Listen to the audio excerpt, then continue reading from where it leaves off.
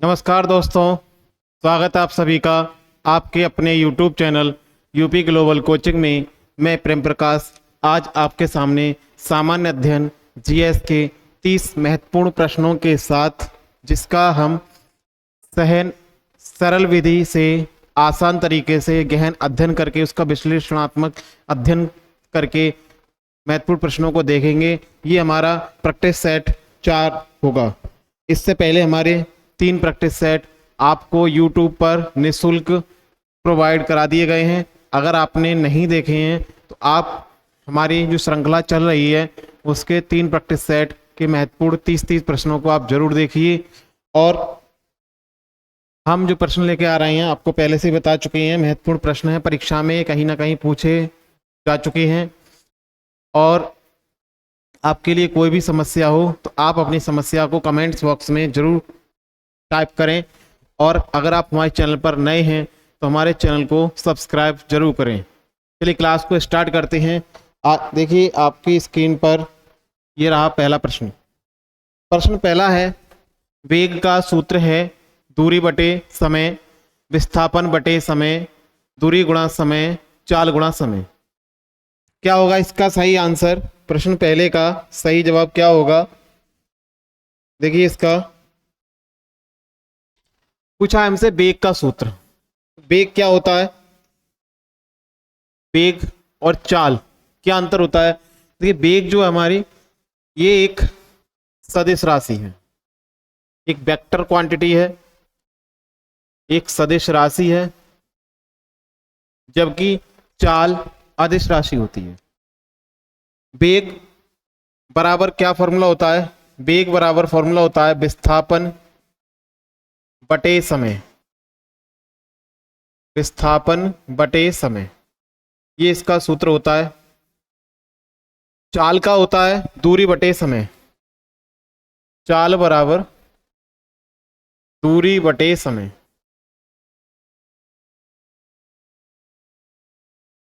चाल बराबर दूरी बटे समय। दोनों का जो मात्रक है, मात्रक दोनों के समान है, मात्रक दोनों के समान है। मात्रक होता है इसका मीटर प्रति सेकंड, मीटर प्रति सेकंड इसका मात्रक होता है। लेकिन अंतर क्या है कि दूरी और विस्थापन में, दूरी क्या है? किसी व्यक्ति द्वारा विभिन्न मार्गों से तय किए गए जितने मार्ग होंगे उन सभी का योग दूरी होगा। विस्थापन उसके प्रारंभिक बिंदु से अंतिम बिंदु के बीच की न्यूनतम दूरी को हम विस्थापन कहते हैं। मात्रक दोनों का मीटर होता है। मूल मात्रक की बात कर रहा हूं मैं, तो हमारा जो सही ऑप्शन होगा वो होगा विस्थापन बटे समय। यहां पर दूसरा ऑप्शन हमारा सही होगा। आप इसे स्क्रीनशॉट लें, चीजों को नोट करते चलें। महत्वपूर्ण प्रश्न है सभी। क्लास को ज्यादा से ज्यादा लाइक करें, शेयर करें। दूसरा प्रश्न है हमारा, पीलिया किस अंग का रोग होता है? पीलिया किस अंग का रोग होता है? यकृत, वृक्क, अग्न्याशय, हृदय। क्या होगा इसका सही जवाब प्रश्न 2 के लिए?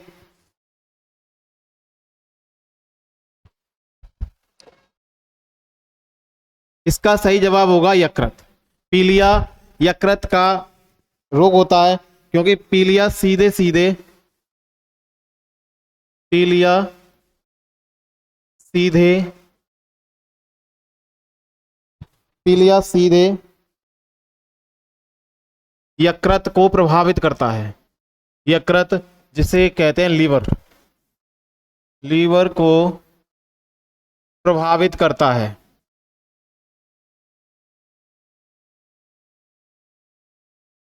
लीवर को प्रभावित करता है, यकृत को पीलिया प्रभावित करता है। रक्त में, रक्त में पित्तरस, रक्त में पित्तरस की मात्रा बढ़ने से, मात्रा बढ़ने से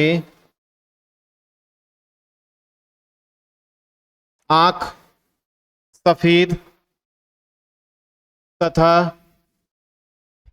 त्वचा का रंग पीला हो जाता है, तथा त्वचा का रंग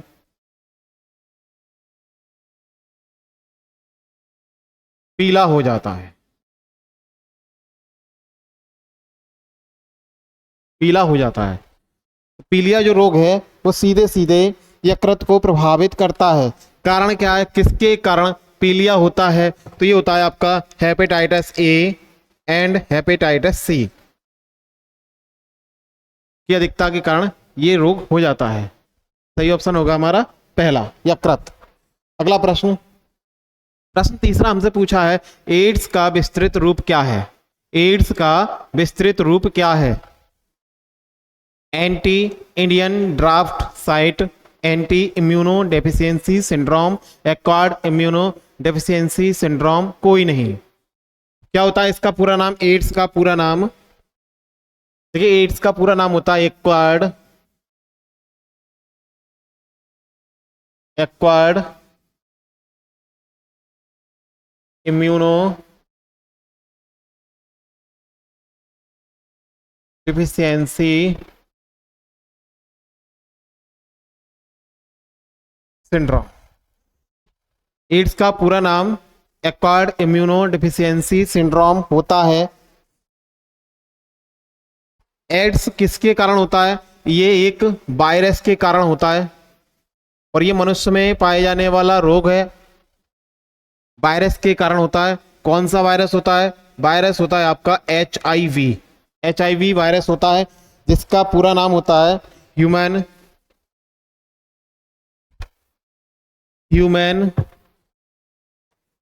इम्यूनो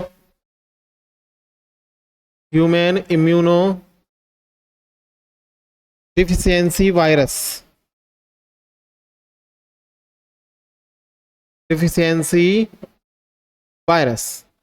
इसका जो सही जवाब होगा एक्वायर्ड इम्यूनो डेफिशिएंसी सिंड्रोम का ऑप्शन हमारा यहाँ पर सही है, क्योंकि दे रखा है एक्वायर्ड इम्यूनो डेफिशिएंसी सिंड्रोम। अगला प्रश्न, प्रश्न चौथा है, जैन धर्म के 23वें तीर्थंकर कौन थे? ऋषभदेव, महावीर स्वामी, पार्श्वनाथ, मल्लिनाथ। जैन धर्म के 23वें तीर्थंकर कौन थे? 23वें तीर्थंकर कौन थे? ऑप्शन है आपके ऋषभदेव, महावीर स्वामी, पार्श्वनाथ, मल्लिनाथ।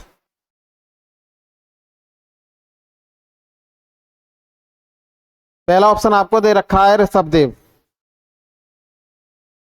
ऋषभदेव जो थे वो पहले थे, प्रथम थे। महावीर स्वामी 24वें व अंतिम तीर्थंकर हुए। पार्श्वनाथ 23वें तीर्थंकर थे। मल्लिनाथ 19वें तीर्थंकर हुए। ये जैन धर्म में समय समय पर तीर्थंकर हुए जिनको उनके हिसाब से क्रम दिया गया। और हमसे प्रश्न में पूछा है जैन धर्म के 23वें तीर्थंकर, वो थे आपके पार्श्वनाथ। सही ऑप्शन होगा हमारा गा ऑप्शन यहाँ पर सही है। जैन धर्म के 23वें तीर्थंकर कौन थे? वो थे पार्श्वनाथ। क्लास को आप ज़्यादा से ज़्यादा लाइक करें, शेयर करें। आप चैनल पर नए हैं तो इसे सब्सक्राइब करें, बेल आइकन की घंटी को जरूर दबाएं। अगला प्रश्न, बुद्ध ने अपना पहला उपदेश कहाँ दिया था? बुद्ध ने अपना पहला उपदेश दिया था सारनाथ, बोधगया, लुम्बिनी, कुशीनगर में। क्या होगा सही जवाब? बुद्ध ने अपना पहला उपदेश कहां पर दिया था? देखिए सारनाथ में क्या किया था इन्होंने? सारनाथ में बुद्ध ने पहला उपदेश दिया। सारनाथ में बुद्ध ने पहला उपदेश दिया। बोधगया में क्या हुआ? बोधगया में पीपल वृक्ष के नीचे पुलपुल नदी के तट पर ज्ञान की प्राप्ति हुई। ज्ञान की प्राप्ति हुई किसे? बुद्ध को। सिद्धार्थ को हुई थी, बाद में ज्ञान प्राप्ति के बाद इनका नाम बुद्ध पड़ा। लुम्बिनी में क्या हुआ? लुम्बिनी इनका जन्म स्थान है सिद्धार्थ का। सिद्धार्थ बचपन का नाम था। कुशीनगर में क्या हुआ? कुशीनगर में मोक्ष की प्राप्ति, मृत्यु के बाद मोक्ष की प्राप्ति। मोक्ष की प्राप्ति यानी कि इनका अंतिम समय जो गुजरा था कुशीनगर में, इनका ये मतलब मृत हो गए।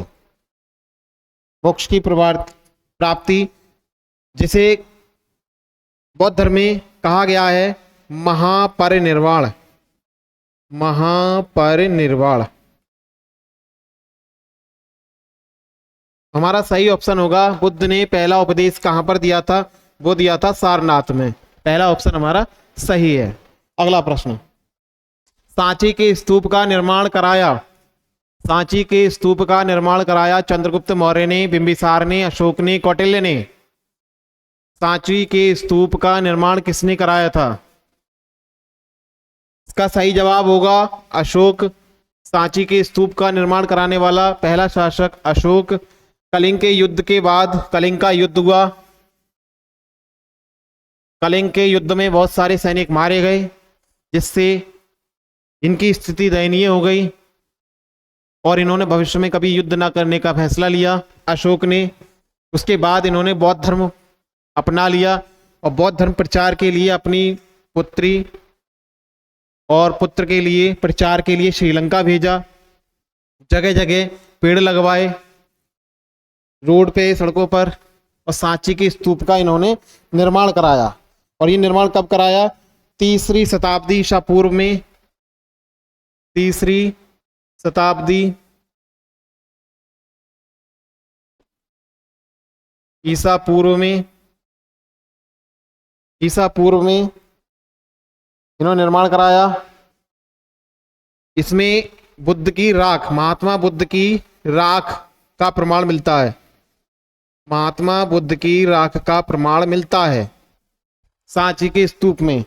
इसे महान स्तूप की संज्ञा भी दी गई है, महान स्तूप भी कहते हैं। चंद्रगुप्त मौर्य ने क्या किया था? चंद्रगुप्त मौर्य ने मौर्य साम्राज्य की स्थापना की थी।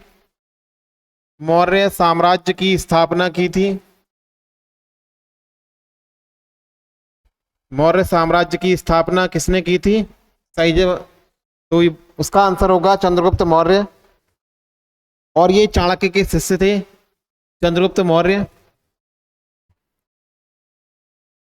बिंबिसार हर्यक वंश की स्थापना, इन्होंने हर्यक वंश की स्थापना की। हर्यक वंश की स्थापना की और राजगीर को राजधानी भी बनाया। इन्होंने राजगीर को राजधानी बनाया। कौटिल्य अर्थशास्त्र के जनक, अर्थशास्त्र के जनक कौटिल्य। सही जवाब होगा अशोक। तीसरा ऑप्शन हमारा सही है। अगला प्रश्न, हर्षवर्धन की राजधानी कहां थी? हर्षवर्धन की राजधानी कहां थी? नालंदा, प्रयाग, कन्नौज, थानेश्वर? क्या होगा सही जवाब प्रश्न 7 के लिए? हर्षवर्धन की राजधानी कहां थी?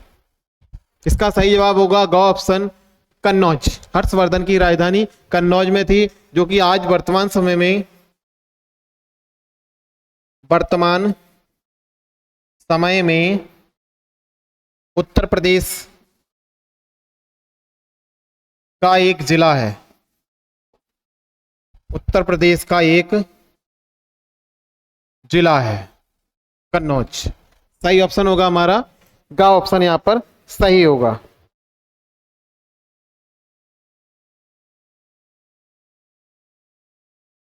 अगला प्रश्न, भारत के संविधान सभा के अध्यक्ष कौन कौन थे? भारत के संविधान सभा के अध्यक्ष कौन थे? डॉक्टर भीमराव अंबेडकर, डॉक्टर राजेंद्र प्रसाद, श्री कृष्ण स्वामी, श्री के.एम. मुंशी? क्या होगा सही जवाब? भारत के संविधान सभा के अध्यक्ष कौन थे? संविधान सभा की जो पहली बैठक हुई थी 9 दिसंबर 1946 को पहली बैठक हुई, जिसमें अस्थायी अध्यक्ष के रूप में सच्चिदानंद सिन्हा को चुना गया। इसके 2 दिन बाद 11 दिसंबर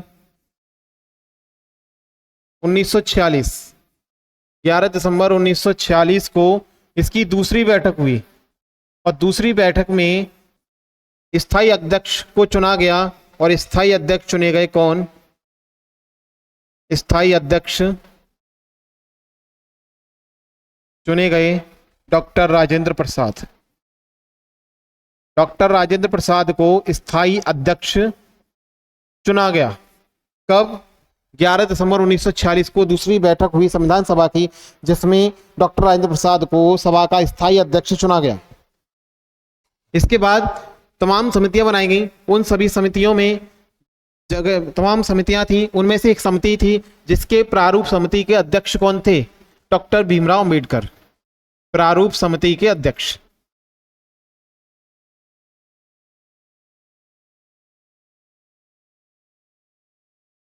प्रारूप समिति के अध्यक्ष डॉक्टर भीमराव अंबेडकर। हमसे प्रश्न पूछा है भारत के संविधान सभा के अध्यक्ष कौन थे? वो थे डॉक्टर राजेंद्र प्रसाद। खा ऑप्शन हमारा सही है। अगला प्रश्न, भारतीय संविधान के अनुसार यहां कितने प्रकार के आपातकाल हैं?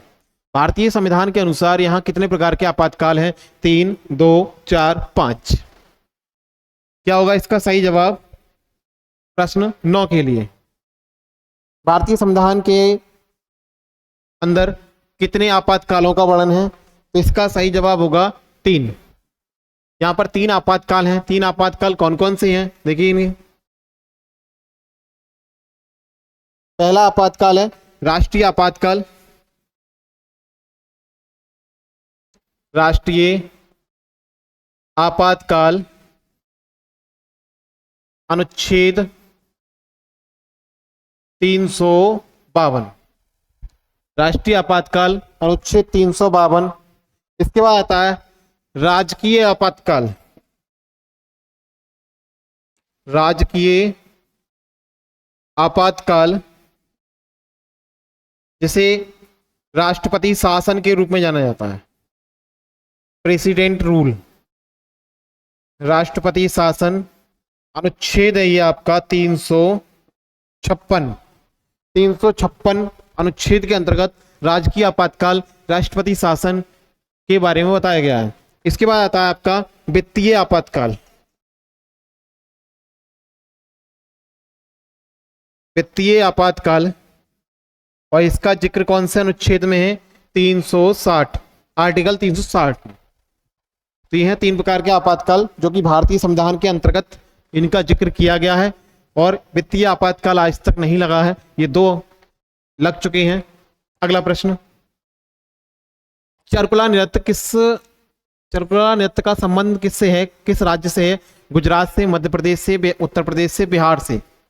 चरकुला नृत्य किस राज्य से संबंधित है? क्या होगा सही जवाब इसका? प्रश्न 10 के लिए, प्रश्न 10 का सही जवाब क्या होगा? देखिए, गुजरात का जो नृत्य है वो आपका गरबा। गुजरात का प्रसिद्ध लोक नृत्य गरबा। मध्य प्रदेश का लोक नृत्य मटकी व जवारा। मटकी, जवारा। उत्तर प्रदेश का चरकुला, ब्रज क्षेत्र का है ये। उत्तर प्रदेश के ब्रज क्षेत्र में चरकुला नृत्य प्रसिद्ध है। और बिहार का होली नृत्य। बिहार में होली नृत्य। इसका सही जवाब होगा ग ऑप्शन, उत्तर प्रदेश से संबंधित है चरकुला नृत्य। अगला प्रश्न, हरित गृह प्रभाव किस गैस के अधिक मात्रा में होने से बढ़ता है? Carbon dioxide, nitrogen, oxygen, argon. प्रश्न 11 के लिए सही जवाब क्या होगा? प्रश्न 11 के लिए ऑप्शन है आपके carbon dioxide, nitrogen, oxygen, argon. क्या होगा इसका सही जवाब? प्रश्न 11 के लिए इसका सही जवाब होगा carbon dioxide. Carbon dioxide gas के कारण ही हरित गृह प्रभाव है, बढ़ता है। अगला प्रश्न, प्रश्न 12 है, जिम कॉर्बेट नेशनल पार्क कहां पर स्थित है? रामनगर, नैनीताल जो कि उत्तराखंड में है ये, दुधवा, लखीमपुर उत्तर प्रदेश, बांदीपुर राजस्थान, काजीरंगा असम। क्या होगा सही जवाब प्रश्न 12 के लिए?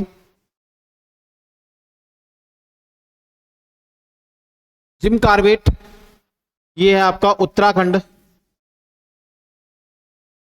उत्तराखंड राज्य के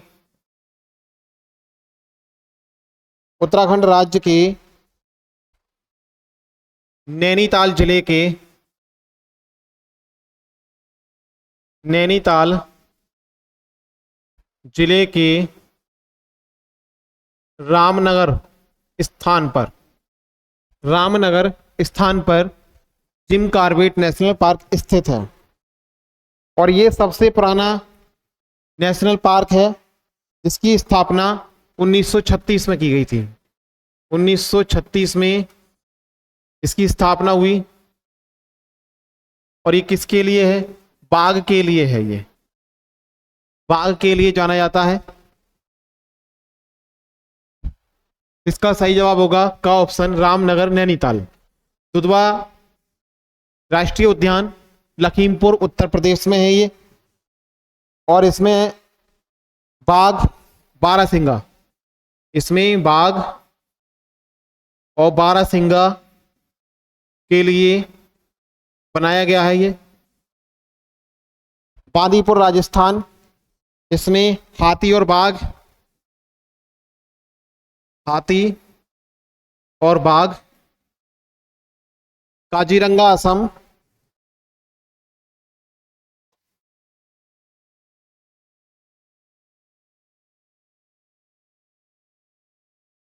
काजीरंगा असम ये भारतीय गैंडे के लिए,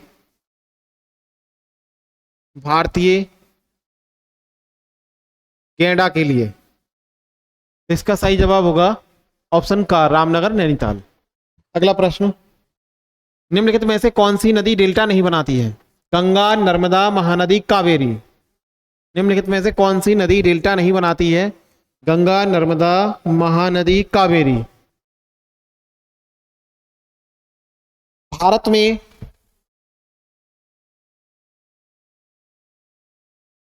में नर्मदा व ताप्ती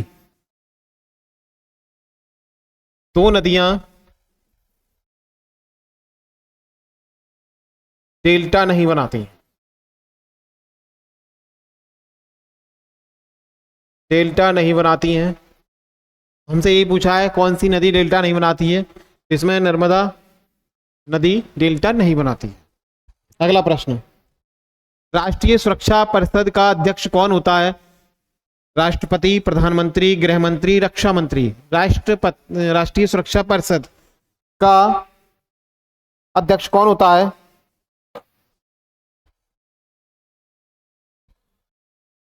इसे एनएससी के नाम से जाना जाता है जिसकी स्थापना 1947 में की गई थी। इसका पूरा नाम नेशनल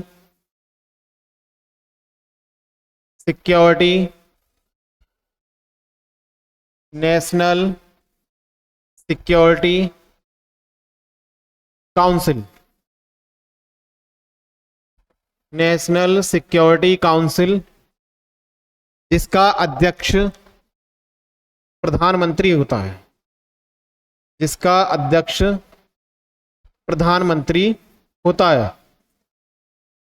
और वर्तमान प्रधानमंत्री नरेंद्र दामोदर दास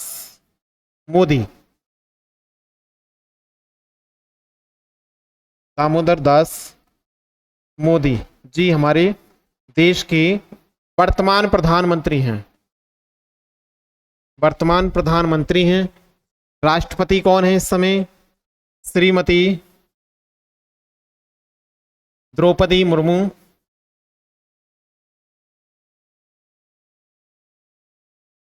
श्रीमती द्रौपदी मुर्मू जो पहली आदिवासी महिला राष्ट्रपति के रूप में हैं। गृह मंत्री इस समय कौन है? गृह मंत्री अमित शाह जी हमारे देश के इस समय गृह मंत्री हैं। रक्षा मंत्री कौन है इस समय? रक्षा मंत्री इस समय राजनाथ सिंह जी हैं।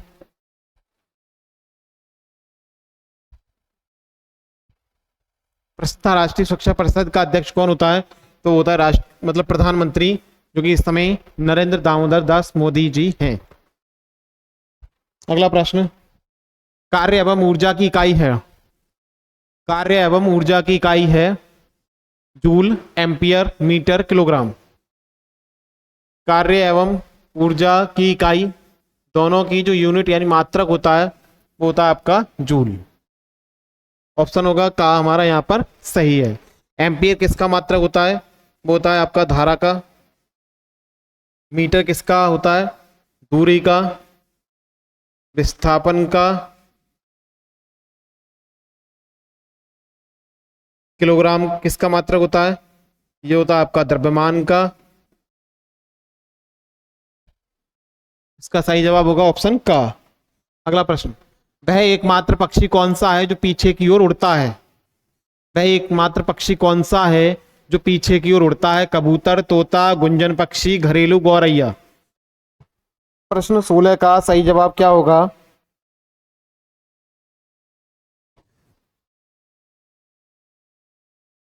इसका सही जवाब होगा गुंजन पक्षी। गुंजन पक्षी किसे कहते हैं? गुंजन पक्षी कहते हैं हमिंग बर्ड के लिए। हमिंग हमिंग बर्ड एक ऐसा पक्षी है जो एक मात्र ऐसा पक्षी है जो पीछे की ओर उड़ता है। हमिंग बर्ड को गुंजन पक्षी क्यों कहते हैं? क्योंकि ये गुनगुनाते हैं।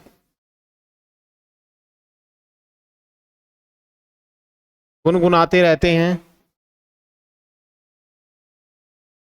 इसलिए इन्हें गुंजन पक्षी भी कहते हैं। गुंजन पक्षी भी कहते हैं। गुंजन करते रहते हैं, गुनगुनाते रहते हैं मतलब गुंजन करते रहते हैं, इसलिए इन्हें गुंजन पक्षी भी कहते हैं। ऑप्शन हमारा यहाँ पर तीसरा सही है। अगला प्रश्न, रासायनिक परिवर्तन का उदाहरण नहीं है। दूध का फटना, लोहे में जंग लगना, दूध से दही बनना, पानी का चीनी में घुलना। प्रश्न 17 का सही जवाब क्या होगा?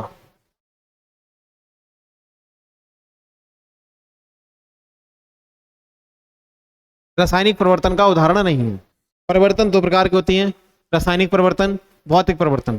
रासायनिक परिवर्तन वो परिवर्तन होते हैं जिनके गुण, भौतिक गुणधर्म, रासायनिक गुणधर्म और ये होने के बाद भी एक नया पदार्थ बनता है, वो रासायनिक परिवर्तन के अंतर्गत आते हैं। भौतिक परिवर्तन, उनके भौतिक गुण, कोई परिवर्तन भौतिक गुण में परिवर्तन हो जाता है लेकिन रासायनिक गुण में परिवर्तन नहीं होता है, और उनके जो परिवर्तन होते हैं वो अस्थायी परिवर्तन होते हैं, उन्हें उसी रूप में दोबारा लाया जा सकता है। ऐसे परिवर्तनों को हम भौतिक परिवर्तन कहते हैं। तो यहाँ पर जो पूछा है रासायनिक परिवर्तन का उदाहरण नहीं है दूध का फटना, लोहे में जंग लगना, दूध से दही बनना, पानी का चीनी में घुलना। तो इसका सही जवाब होगा पानी का चीनी में घुलना। ये आपका रासायनिक परिवर्तन का उदाहरण नहीं है। क्यों?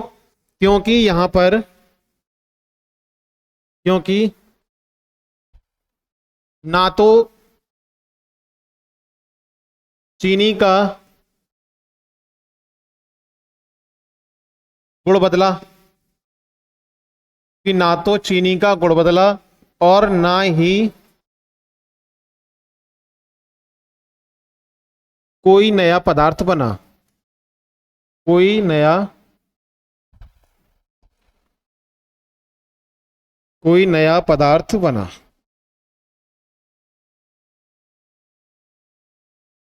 जहां गुणधर्म बदले जाते हैं और नया पदार्थ बनता है वहां पर हमारा रासायनिक परिवर्तन होता है। अगला प्रश्न, किसे भविष्य का ईंधन कहा जाता है? प्रश्न 18 है, किसे भविष्य का ईंधन कहा जाता है? ऑप्शन आपके नाइट्रोजन, ऑक्सीजन, हाइड्रोजन और फ्लोरीन। किसे भविष्य का ईंधन कहा जाता है? इसका सही जवाब होगा गा ऑप्शन हाइड्रोजन। हाइड्रोजन को भविष्य का ईंधन कहा जाता है क्योंकि क्योंकि हाइड्रोजन की रासायनिक ऊर्जा को हाइड्रोजन की रासायनिक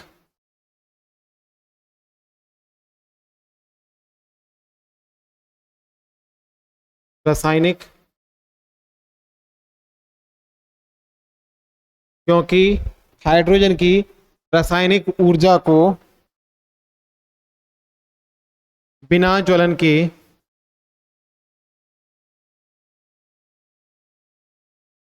बिना ज्वलन के सीधे बिजली में बदला जा सकता है।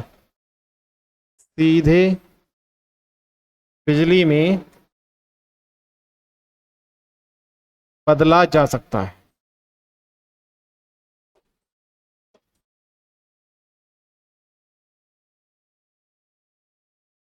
सही ऑप्शन होगा हमारा गा ऑप्शन। अगला प्रश्न, सवाना घास के मैदान कहाँ पाए जाते हैं? सवाना घास के मैदान कहाँ पाए जाते हैं? अमेरिका, दक्षिण अमेरिका, अफ्रीका, रूस। प्रश्न 19 का सही जवाब क्या होगा?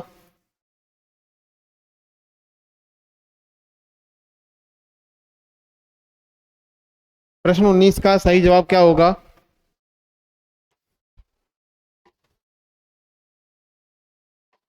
इसका सही जवाब होगा अफ्रीका।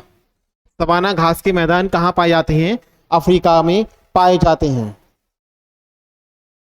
केन्या, तंजानिया के वन क्षेत्र में ये पाए जाते हैं।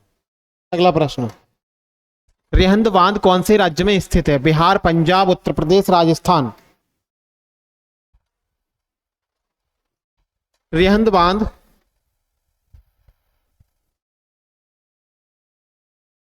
उत्तर प्रदेश के, रिहंद बांध उत्तर प्रदेश के सोनभद्र जिले के,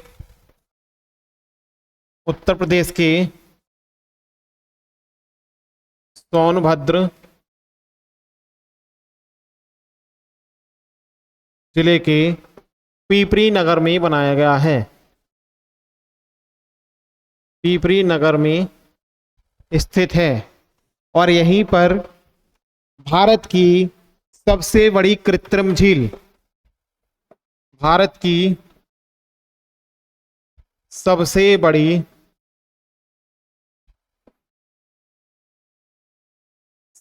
बड़ी कृत्रिम झील स्थित है, जिसका नाम गोविंद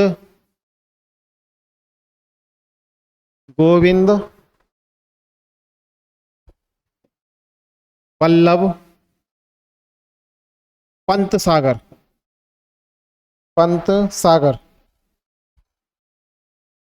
यहीं पर है। इसका सही जवाब होगा रिहंद बांध उत्तर प्रदेश राज्य में स्थित है। अगला प्रश्न, भारत का एकमात्र स्थान जहां टिन पाया जाता है? भारत का एकमात्र स्थान जहां टिन पाया जाता है, ऑप्शन है आपके जावर उदयपुर, रीवा मध्य प्रदेश, बस्तर छत्तीसगढ़, सलेम तमिलनाडु। क्लास को आप ज्यादा से ज्यादा लाइक करें, शेयर करें। इसका सही जवाब होगा बस्तर छत्तीसगढ़। छत्तीसगढ़ राज्य के बस्तर जिले के अंदर सबसे ज्यादा यानी भारत का टिन उत्पादक क्षेत्र है। कौन सा? बस्तर छत्तीसगढ़। भारत में सबसे ज्यादा जो टिन पाया जाता है वो बस्तर छत्तीसगढ़ में पाया जाता है। विश्व का सबसे ज्यादा टिन चीन के अंदर पाया जाता है। अगला प्रश्न, नीलगिरी पर्वत किस जनजाति का निवास स्थान है? भील, गोंड, टोड़ा या संथाल। किस जनजाति का निवास स्थान है? भील, गोंड, टोड़ा और संथाल। प्रश्न 22 का सही जवाब।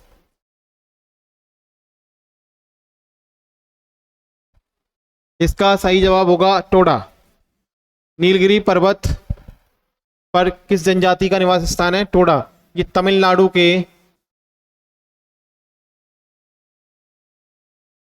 तमिलनाडु के नीलगिरी पर्वत पर टोडा जनजाति के लोग निवास करते हैं। अगला प्रश्न, 23वां प्रश्न है, रोलेट एक्ट किस वर्ष पारित हुआ? 1920, 1919, 1918, 1917। प्रश्न 23 का सही जवाब क्या होगा? रोलेट एक्ट को काला कानून भी कहा जाता है। रोलेट एक्ट को काला कानून भी कहा जाता है।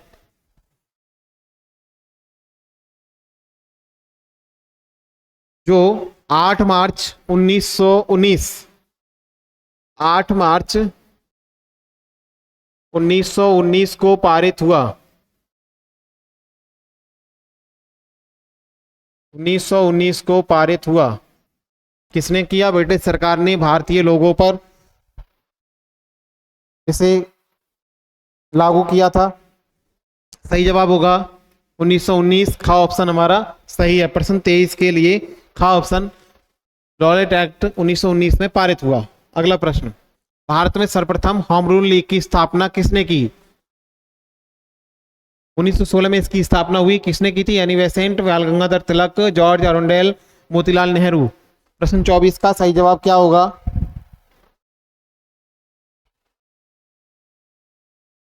बाल गंगाधर तिलक ने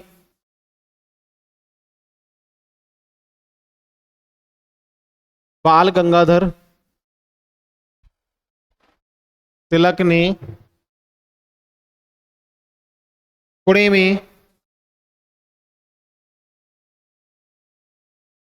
में 28 अप्रैल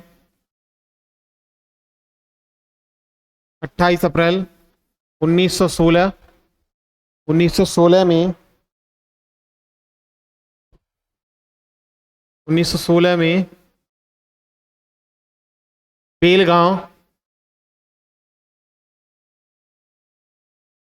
बेलगांव नामक स्थान पर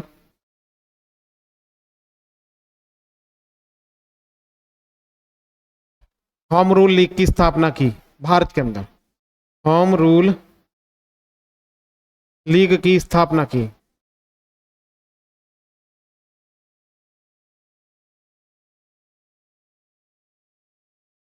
सही जवाब होगा बाल गंगाधर तिलक 1916 में। अगला प्रश्न, गांधी इरविन समझौते से किसका अंत हुआ? संसद का बहिष्कार हुआ, सविनय अवज्ञा आंदोलन, या नमक कानून के उदारवाद, स्वतंत्रता में छूट। प्रश्न 25 का सही जवाब क्या होगा? गांधी इरविन समझौता कब हुआ था? ये 5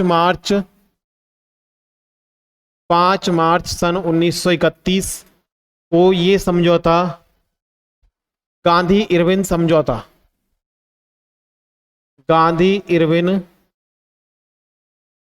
हुआ। गांधी इरविन समझौता किस किस के बीच हुआ?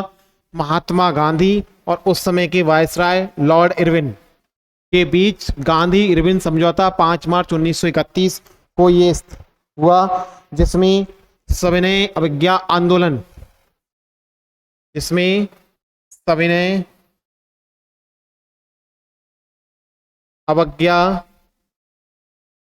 आंदोलन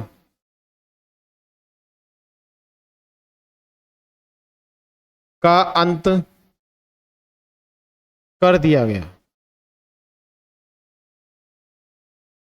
सविनय अवज्ञा आंदोलन का अंत हुआ। ऑप्शन यहां पर ख सही है।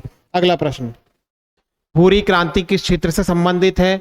दुग्ध उत्पादन के विकास से, चारा उद्योग के विकास से, खाद्य प्रसंस्करण एवं शीतल पेय उद्योग के विकास से, समुद्री उत्पादों के विकास से। दुग्ध उत्पादन के विकास से कौन सी क्रांति है? वो आपकी श्वेत क्रांति।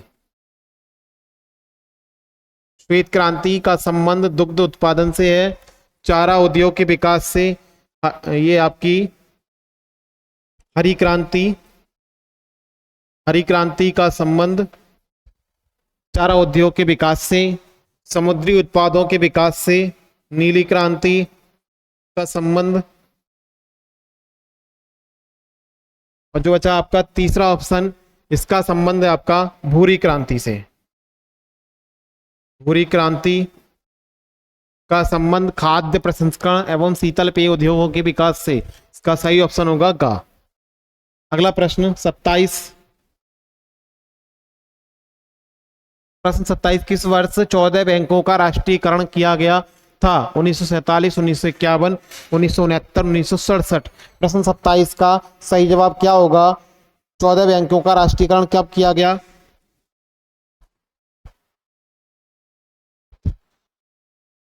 इसका राष्ट्रीयकरण 19 जुलाई सन 1969 को 14 बैंकों का राष्ट्रीयकरण किया गया। उस समय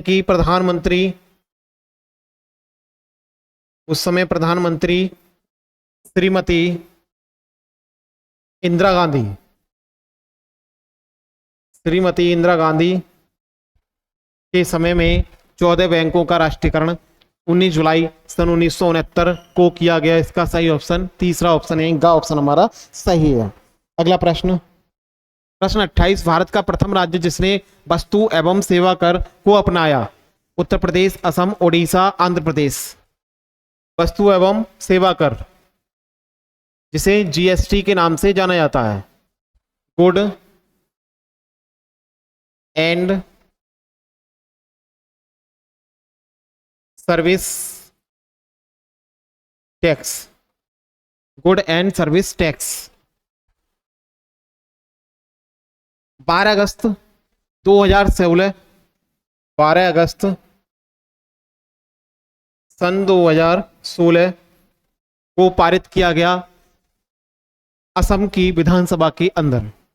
विधेयक पारित किया गया 12 अगस्त 2016 को। तो एक असम ऐसा राज्य बना जिसने जीएसटी को पहली बार, यानी इसे अपने राज्य में अपनाया पहली बार।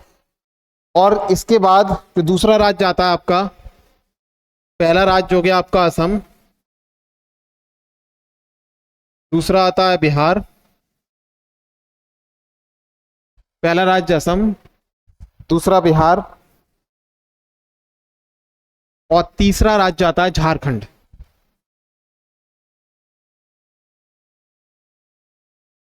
तीसरा राज्य झारखंड। लेकिन 1 जुलाई 2017 को पूरे भारत में इसे लागू कर दिया गया। 1 जुलाई 2017 को पूरे भारत में लागू कर दिया गया। और अगर विश्व में बात करें, विश्व में सबसे पहले किस देश में, तो वो आता है आपका फ्रांस। फ्रांस में सबसे पहले जीएसटी को लागू किया गया।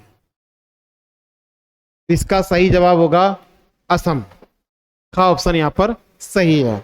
प्रश्न 27 मतलब 28 का जो सही जवाब है आपका वो है असम। अगला प्रश्न, प्रश्न 29, वह मुगल बादशाह जो बीड़ा वादन में पारंगत था, शाहजहां, औरंगजेब, अकबर, जहांगीर। वह मुगल